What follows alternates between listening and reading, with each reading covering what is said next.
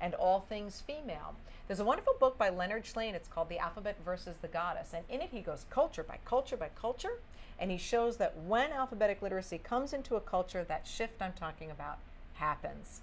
So you get the gift of alphabetic literacy, but you also get left brain dominance, and then you get the subjugation of the female and all things feminine, to the detriment of both men and women.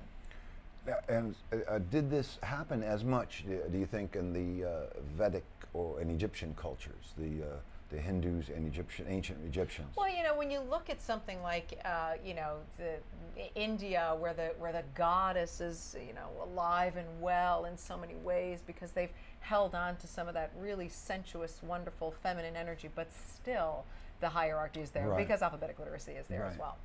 So some cultures have found some sort of pathway. I mean, even in our own, male monotheism became the dominant model in Western culture when Constantine made Christianity the state religion, right? But we still held on to Mother Mary. We held on to, the sacred feminine that way. By the way, all of a sudden I'm talking about the sacred feminine. I should explain that. When you start to have this alphabetic literacy coming in, prior to alphabetic literacy, humanity understood the driving force behind all things to be female. So that thing that we would call these days God was considered female. It was the goddess. It was this embodied divinity. Sacred sexuality was at the root of religion, was at the root of sacrament and ritual. And the feminine was absolutely revered. Once you go into alphabetic literacy and left brain dominance and the subjugation of the female, suddenly you have these new sky gods, and the sky gods go out and they kill serpents and sea snakes and the goddess in order to establish their new reign. But that's also shifting. Is there a lot of relationship between that ancient serpentine energy? We see the cobra with the vulture in Egypt. We see the eagle and it's fascinating. And the rattlesnake in Mexico. Yes. The symbol for the goddess, the main symbol for the goddess, one of them was the snake, the serpent. In pre-dynastic Egypt, when they were coming up with a symbol for creation, the symbol for creation was two cobras intertwined. Now, what do we know as the symbol of life and creation in our worldview? But DNA, double helix, it's like two snakes intertwined. So with their intuitive intelligence, they saw these two snakes. You also see that when you go to the doctors or the dentist, the caduceus is the two snakes intertwined, and at the top is the winged vulture. So it was these two goddesses that came together, Nekbet and Wajet, to create the world. But the snake was the symbol of the goddess, and then it was completely demonized, which we're all familiar with, the Garden of Eden, and of course the snake becomes the symbol for what was evil. And that of course was a man-made change that was probably decided upon by... Well, you know what, I don't know that I want to say that. There's this is in the Bible, this is the story, right? But it cannot be denied that our collective history shows a time when the feminine was revered, when there was a feminine face to the divine, and that had a certain impact on humanity. And it kept the genders in balance, both sacred, both beautiful, both important. And bringing that back certainly cannot do us any harm.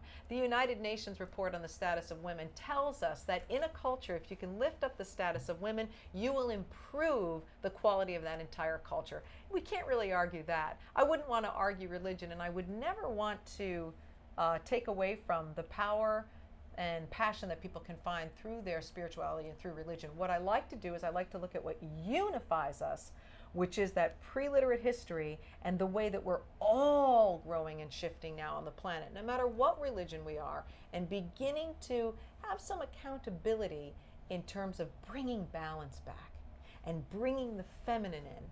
And again, it's not a male-female thing, because that right hemisphere of the brain belongs to men just as much as women. And it's a tremendous kind of intelligence. You use it. You're using your intuitive intelligence. All right, thank you. Yes. It's, sometimes it's all I can use, and I just rant. But I had a question for you. About the culture, the world culture as a whole, can go back to its original intention, in a sense, if I'm getting this right. And it makes me think again about the similarities between some of these faraway cultures, like the Mayans and the Egyptians.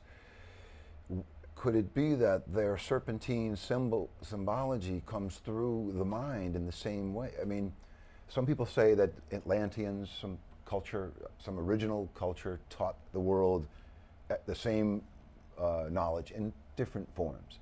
But if that's not the case, is it possible that this knowledge just comes to humans naturally when they do what you're suggesting and open their minds to the correct balance? Yes, that is exactly what happens. Intuitive intelligence comes, it's like a flash. And most of us know wonderful examples. You know, a doctor who's been working for years to find a special kind of a cure or a way to treat something, and then suddenly in a dream the answer will come. You know, or, you know. Dr. Frick, LSD inspired, he's the guy who came up with the DNA, and he has said in his book, I'm not promoting LSD usage, but he used it and thought of DNA while under the influence of the LSD. There are so many great examples of intuitive intelligence, and much of the great gifts to humanity have come through our intuitive intelligence. And now we give language to it. You know, we have intuitive software, we have the World Wide Web, we're beginning to give language to this kind of intelligence, even the way we're organizing our business. There's a wonderful book by Daniel Pink called A Whole New Mind, and he talks about how we're entering the conceptual age, which will be driven by right-directed thinking. It's an era of creators, empathizers, pattern recognizers, and meaning makers. These are the skills that will be prized in this new era that we are entering. Empathy is really important. We need more empathy on the planet, and truly you'll see that now in business models and in our medical models and in our education models. Empathy is critical. It's critical to success in business, to success in government, to success in medicine, all things. So, and that's right hemisphere of the brain. So these things that I'm talking about are things that we are beginning to mainstream in our society and understand as important. And the benefits are that it's also beginning to validate what was once considered secondary, feminine, and less than, and instead making it a wonderful part of humanity for both men and women. We're going to take a little musical interlude shortly. I just wanted to ask you, the Dan Brown business, which I know he just scratches the surface, but it brought so much worldwide attention to the Mary Magdalene female principle, its relation to Christ's children. Not to say they were supernatural people, but they were the House of David, which was an ancient lineage that used to be relevant to a lot of people. What am I asking is, what did you like that story? Well, see, for me, the Dan Brown story, you know, sure, I like the movie. For me, I'm concerned with the longer picture, the larger picture. So the Dan Brown piece picks up with the church specifically, and what happened to the sacred feminine within one tradition, which would be the Christian tradition through the Catholic Church. And it's a fascinating story, and it's one that, you know, people should be aware of. But I look at things, I take not only Mother Mary's connection to Isis, because the temples of Isis, the worship of Isis was very widespread. It went all the way up through Europe, all the way up through the Celtic areas, and it continued until 400 AD. It wasn't just in Egypt. And Isis, who was considered the mother of all things. She was the creator, and her son was Horus. And you see wonderful statues of Isis with Horus sitting on her lap. It looks very much like Madonna and Child. And the temples of Isis were rededicated to Mary. So I like to thread back even before Isis, and I like to look at Nuit, who was her mother, who was the mother of all things. And then you go way back to the first representational art that we have 40,000 years ago with the Venus of Whole Fels. This is just our ancient tradition on this planet. So sure, I like Dan Brown. I like that little piece of it, but I like the larger scope even more. Excellent. Well, we're going to take a little fractal break to refresh people's right and left hemispheres here. So you get some mathematical representation with a good psychedelic song from the 60s, and we'll be right back.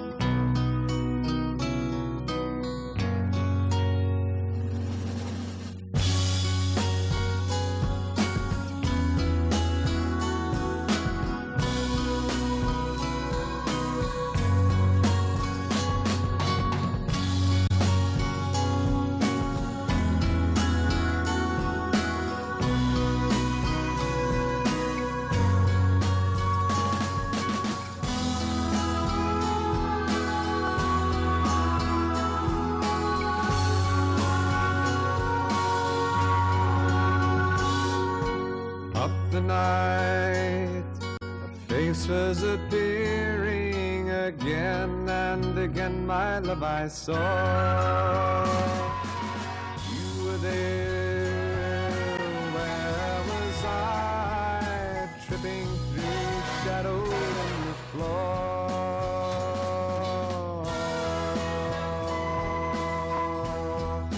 That's where we are.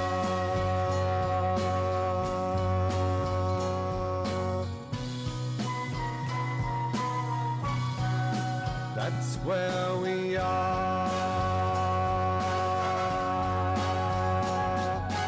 Shadowed clouds passing by, weaving vague. Oh, you people gotta check this out. It's another, just a quickie here. Couple minutes. Let's just see if the cat can kill this owl. Okay. Or maybe the owl is gonna peck the cat's eyes out. Okay. Sound off. What if they're just chilling? They're hanging out. They're buddies. Looks like my cat.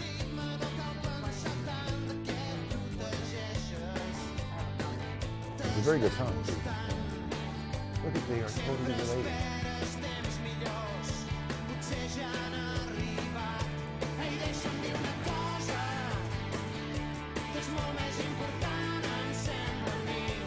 Could you do a little more volume on our monitor?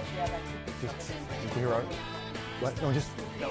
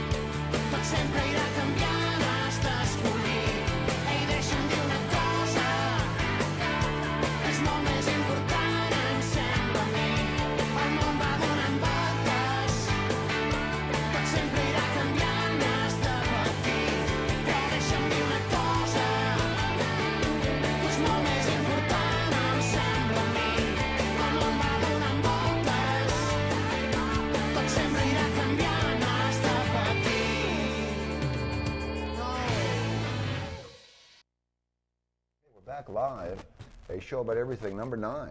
And I'm John Deecken here with Dale Allen live, trying to promote wisdom in each individual person's brain, not by telling them what is wise, but by telling them stuff around that which lights the fire, that kindles the fire of the torch of...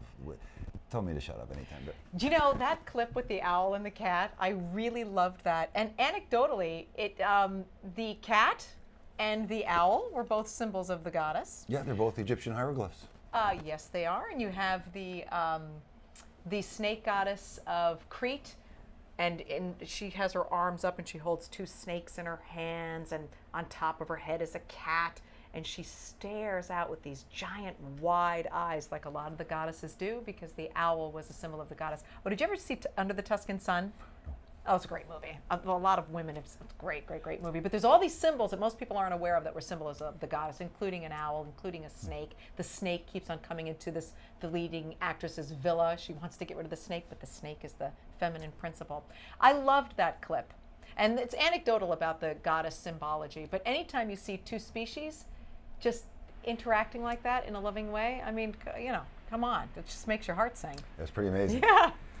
The cat must see cat-like eyes in the owl and assume that it was Well, some type of what a cat. great cat toy, for heaven's sakes, it flies over. Sean is in our studio, and he was the one who said it's probably a domesticated owl, somebody's trained owl pet, because it did have the little leather ties on it. They even had right. little names And on so it. it's probably their cat and their owl, and how fun is that? Very excellent.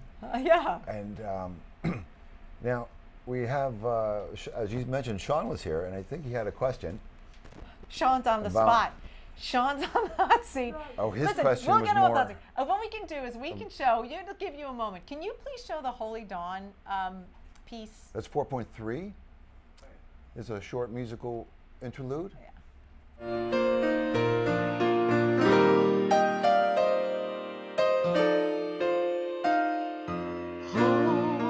Holy dawn, the sun is surely rising.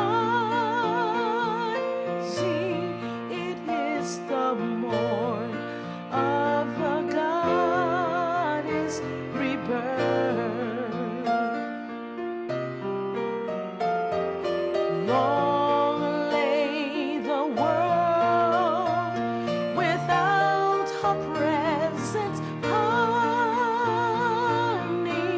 till she appeared, and our souls danced in mirth.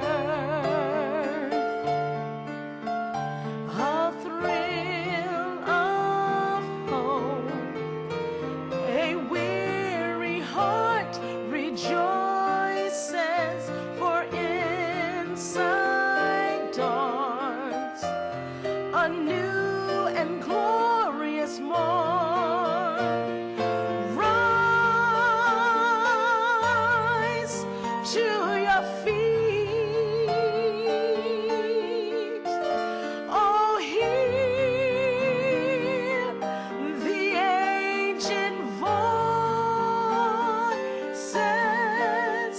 Oh, love within.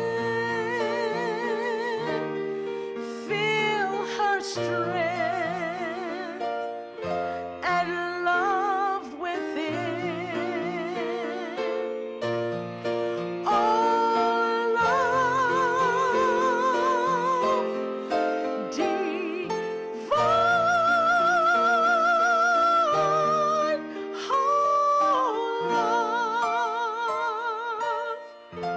her love divine.